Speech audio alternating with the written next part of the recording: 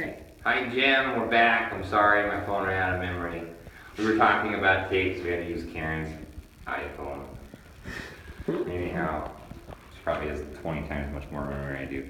So we want to square the tape off, and you notice there's two sides to a tape. It's got a crease on it. A lot of people don't know this. But there's a side that bends easy. If you squish it, there's a side that'll bend. And that's the side we want to use. This is going to go up inside, like right here. This is going to go up inside that groove. The bend is. And that's what's going to suck it up in there. So it's important that you fold the tape just a little bit before you mud, so it sinks up in there. And you're going to need that for cornering. So, what I like to do, I just put it in my back pocket until I'm ready to use it.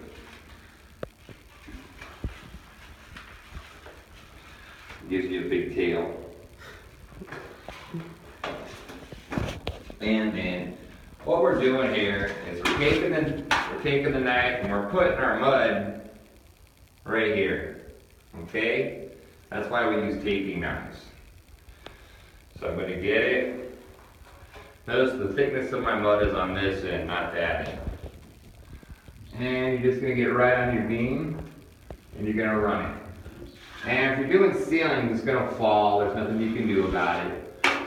Once you start doing it a lot, you'll notice, once again, you want the majority of the mud right there on that pool.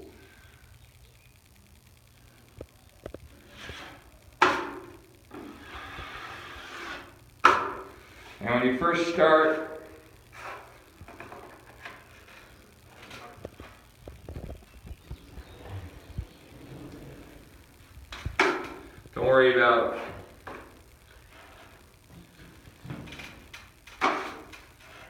don't worry about doing big long runs all the time, because you're just going to get yourself frustrated.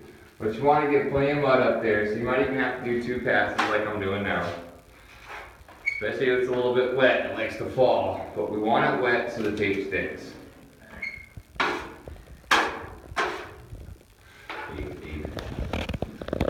Alright, so we're going to take it, we're going to bend it a little bit, and we have this run here we got. So we're going to start the tape.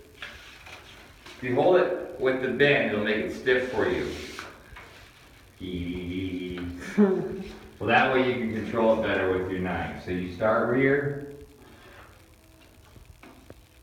find your seam, and you just kind of push it up in there. And then you kind of hold it, get your run, line it up. And if you get off a little bit, it's not the end of the world. Don't worry about it. And I think, what was the thing?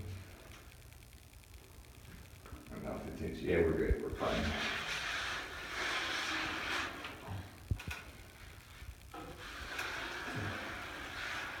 And you're just going to cruise right along the edge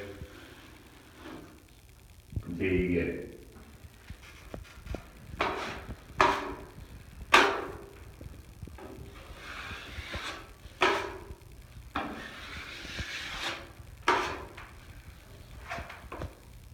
What I like to do, just to make sure I do not get any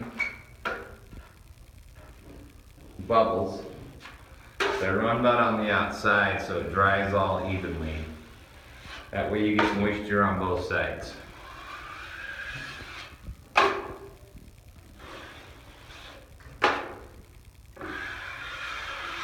But we're not skim coating. Skim coating is when you come back along and fill it in. So you don't have to get too carried away with the gap fill, because you notice on your factory edges they taper out. They taper in together, so it's going to be lower. We're not actually trying to fill that in just yet. We're just trying to get the tape in. We're going to go back and fill it in with mud after this whole system dries. And maybe move those front.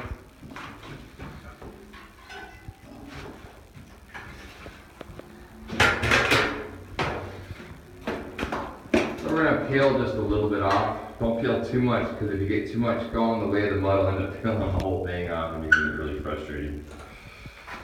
Once again, start with your pocket so you have more mud on the far end of the knife.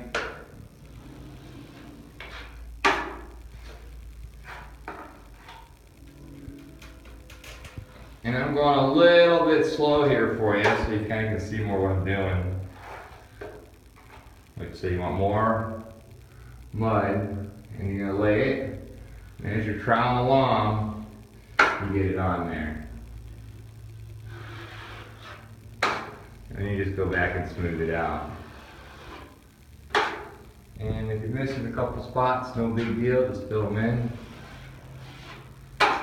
We're not trying to run this real tight, so don't try to wipe all the mud off on that first run until that tape's up. There you go, Dave.